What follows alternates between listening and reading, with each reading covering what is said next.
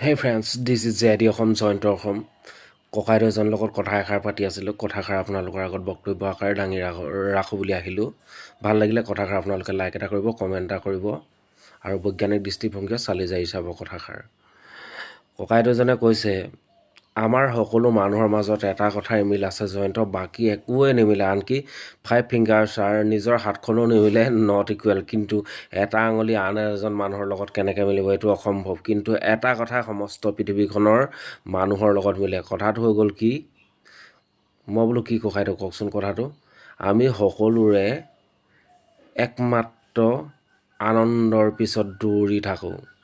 means আমি প্ৰতিটো কামেই কৰোঁ যদি তাৰ বিনিময়ত আমি আনন্দ লাভ কৰিবৰ কাৰণে কৰোঁ ধৰক শুইছোঁ আনন্দৰ কাৰণে বহিছোঁ আনন্দৰ কাৰণে নিজৰ মনটো খাইছোঁ আনন্দৰ কাৰণে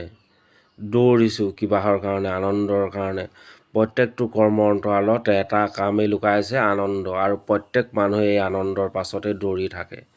যি কামেই নকৰক আপুনি ইয়াৰ বেক চাইডে থকা ৱৰ্ডটোৱে হৈছে আনন্দ ককাইদেউ বোলো বৰ ধুনীয়া উত্তম কথা এফাকি আপুনি আজি শিকাই দিলে খুব ভাল লাগিলে পুৱাই শিকোৱাৰ বাবে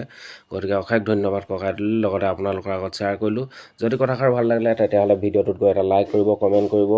আৰু ভিডিঅ'টো পাৰিলে শ্বেয়াৰ কৰিব জয় অসম জননী পুত্ৰ জয়ন্ত অসম সবাৰো কৰিবা কল্যাণ উন্নতি সাধন